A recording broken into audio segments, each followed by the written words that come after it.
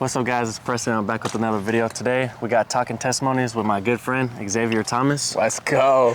Excited to be here. If you haven't seen anything he does on his channel, he does a podcast called Divine Dialogue. So obviously the link will be in the description. We'll get him plugged in. But yeah, we're just here at the range. He's a pro golfer, so I'm just getting into it, so I'm pretty trash. But let's see. You know, I've been grinding a little bit at the range every couple of days, so we'll see where I'm at. Probably still down in the dirt, but we're working our way up. So yeah, why don't you start us off? You know, tell us how it's done. Yes, sir. I'm gonna stand over here. But yeah, after that shot, maybe tell us a little bit about your childhood, where you grew up, where you come from.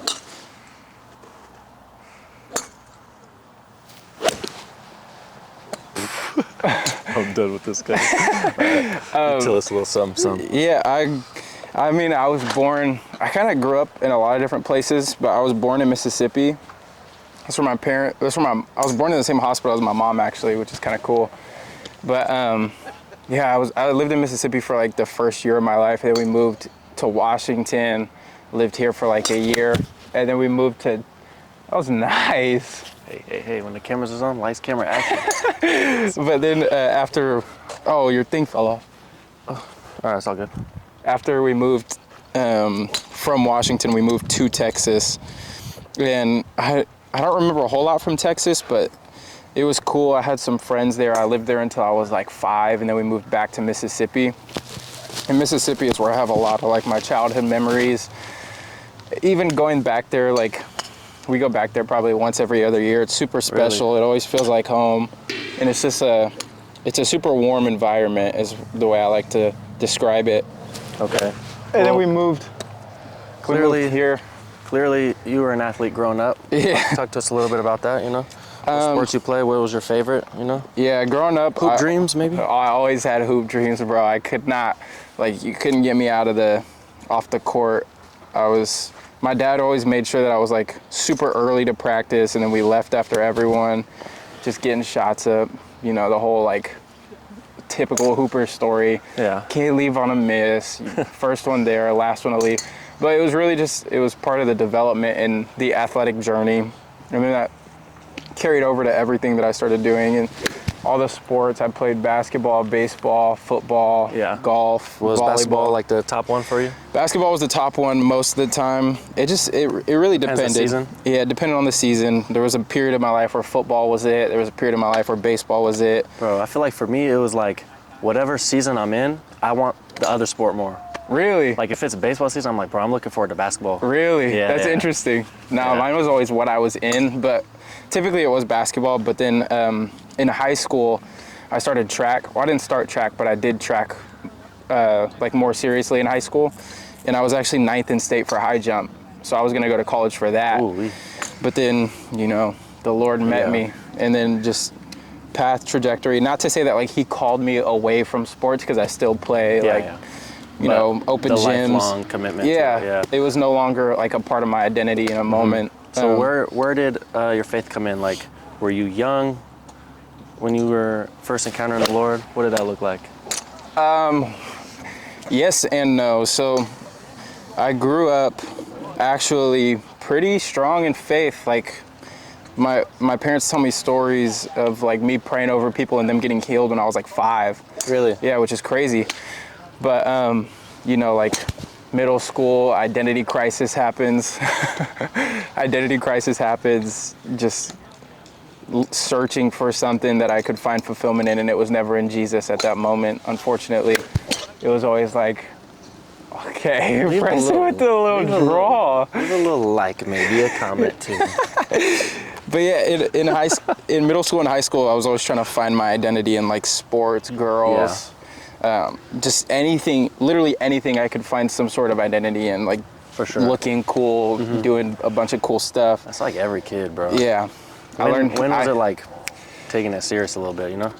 That happened when I was 16 or 17. I was reading my Bible because my dad had asked me right at the camera. My dad had asked me what my relationship with Jesus was like. Because they were both, like, I grew up going to church my whole life. My parents were serving pretty much throughout every season of my childhood.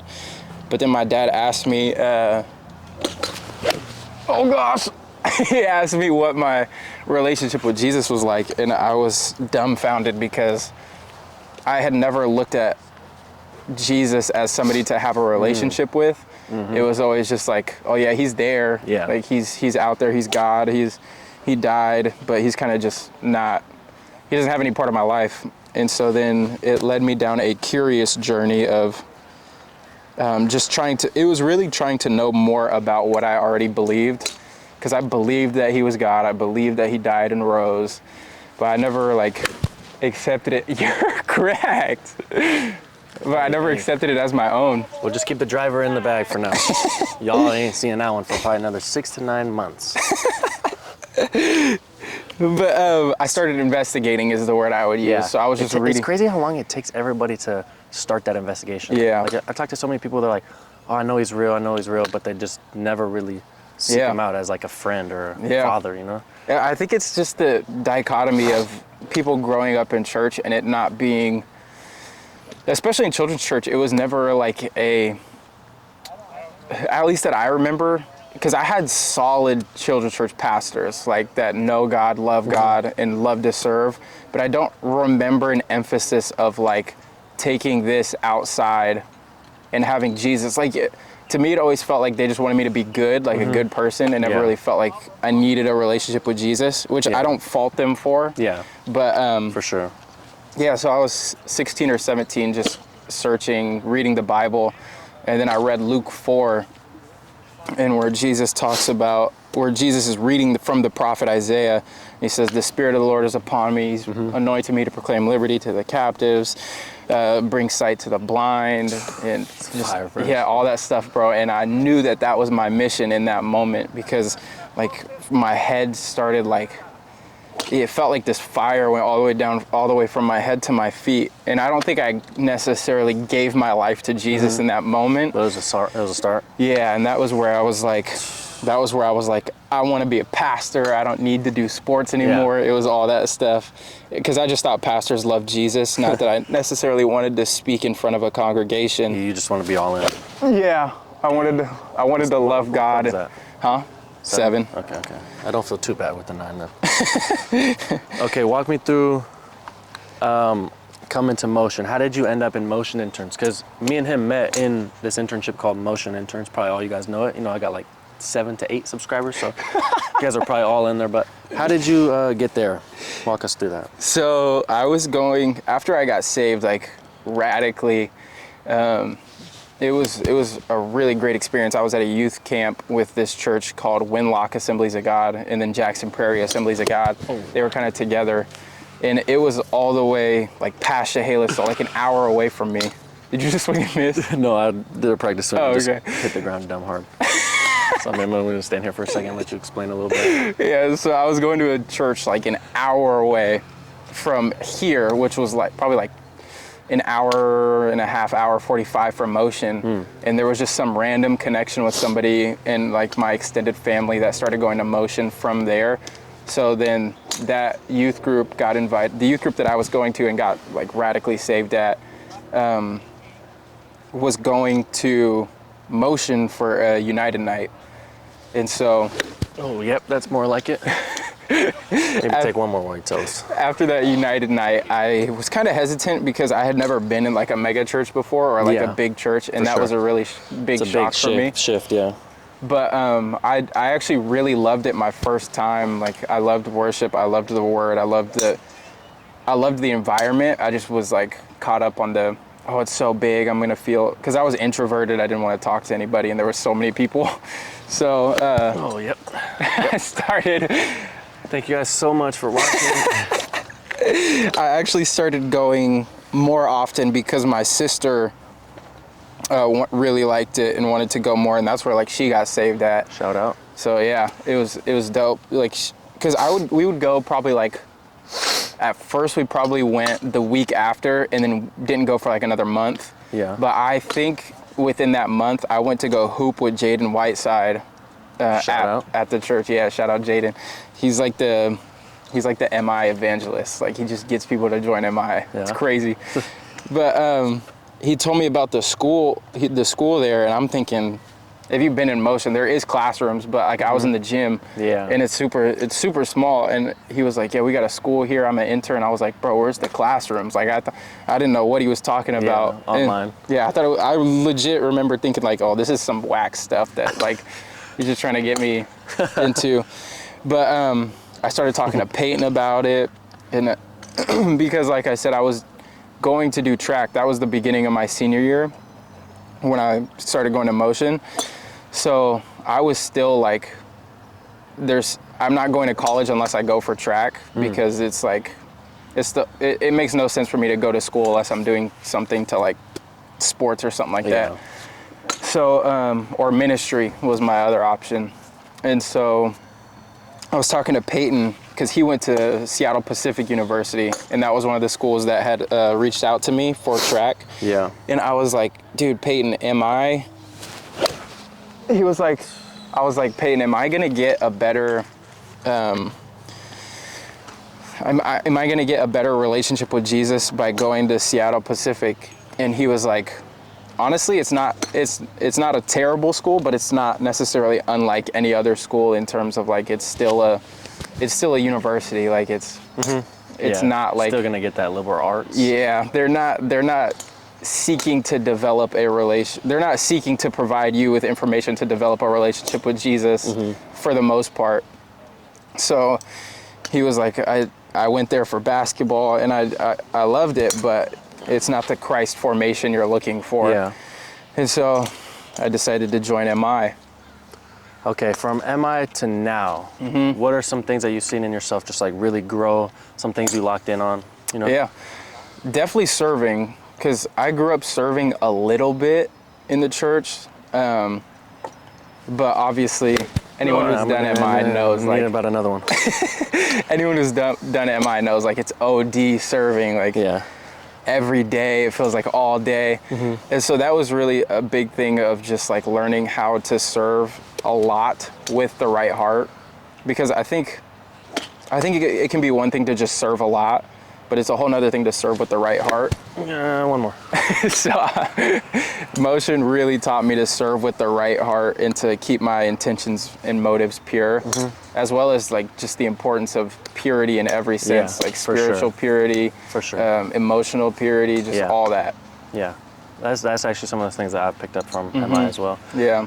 Okay, now take us through the inspiration behind Divine Dialogues, ideas for social media, why podcasting.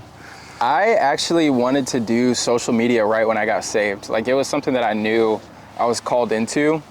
I thought it was gonna be videos of me preaching, and that was gonna be almost like a resume for churches to come, because I wanted to be an itinerant speaker. Like Dan Mohler? Yeah, I just wanted to go around and preach the gospel, which is still a desire that I have. Yeah. But I also do like the idea of pastoring people and just doing life like that in relationship with people. So social media was always going to be like the avenue for that. last time. It was always going to be the avenue for like almost like a resume. Like they were going to watch my videos and come have me preach. Yeah. Was my idea. Okay. But then as I grew, I started seeing other people create content, because I wasn't consuming any YouTube content. I just formed my own idea based off of literally what I wanted to do. For sure. But then I started seeing other content creators actually doing content in providing good value and entertainment. And so now that's what I'm starting to trying to reach sort of the social media. Yeah. Crowd. Yeah, and I think a biggest thing, I really, in humility obviously, but I do see it as mission work. Like I see it as a mission field. I see myself as an online missionary. It's a whole harvest. Yeah, bro. And people. Not to say that it's an untapped realm, because it's not. There's other creators and stuff like that, but there is so many people on Instagram, YouTube, Twitter, Facebook, all that stuff, like billions of people that don't know Jesus. And so all it takes is one video to go dumb viral, and then you've just reached more people than you would have reached preaching from a platform in a lifetime. You know what I mean? Yeah. So that's where fire. Yeah, social media is a big opportunity for sure. Okay, let's talk the future. What plans do you got? You got any top secret information for us? Like any guests you're planning on doing, any type of new content? Yes, I am.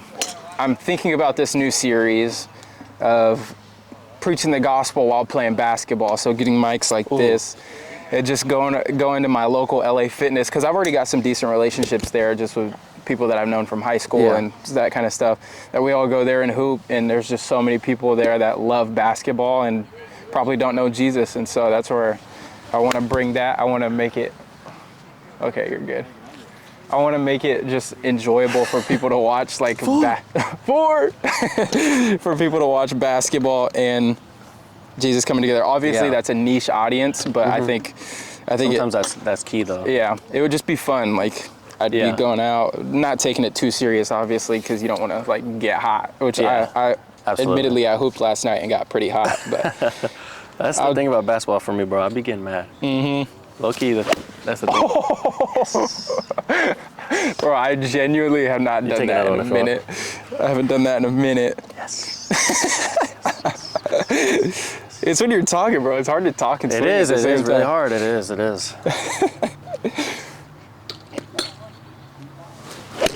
Oh my gosh. Okay, I think one of my last questions would be, if you could describe Xavier Thomas in 3 words, well, what 3 words? I like to start with loved, because I'm loved by God before anything else. Like, he knew me when I was in my mother's womb. Like, he had plans for me before I was even conceived in the natural. So I think loved is the biggest one. I'd like to think funny is another one, and then just compassionate, maybe. Ooh, those would be my 3. And then the 4th one will be redo. We're gonna end off this swing right here. If it's good, leave a like and comment. If it's bad, subscribe. All right, guys, the pressure's on. I wonder if you guys can even see the ball. If you can't, it went far. Oh, yes. Oh, that was actually good. Yes. And the twirl. All right. Yeah, guys, that's going to be the episode. I think it was fun. Hopefully the audio's all good. We shot a podcast on his channel, so the link will be in the description. Go tap in with that. Anything else you want to shout out, social media? Yeah, I mean, Xavier_.Thomas on Instagram, TikTok. I think same thing on YouTube. If you can't find it on YouTube, just look up Xavier Thomas Divine Dialogues. You'll find it. His channel will also be in the description. So. Yeah, and then our video has the second most amount of views on my channel, so go. No, we're going if you viral. haven't, if you haven't tapped it already, go tap in. Also, T's Crossed Golf. If you're looking for some golf merch, promo code XavierT10 at checkout. Yes, sir. All right, guys. Thank you so much for watching. Yeah. Like, comment, subscribe. Love you guys. Peace. Bye.